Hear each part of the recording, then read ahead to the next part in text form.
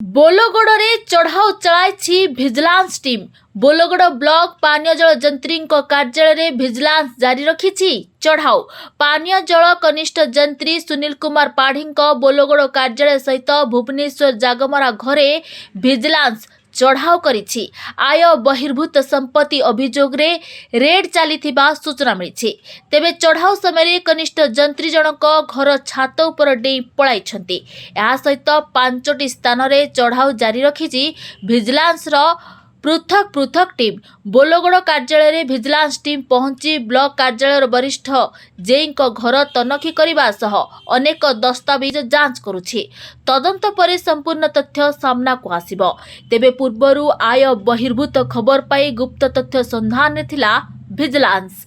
आज एककालीन एकाधिक स्थान को जांच करुछि भिजिलांस।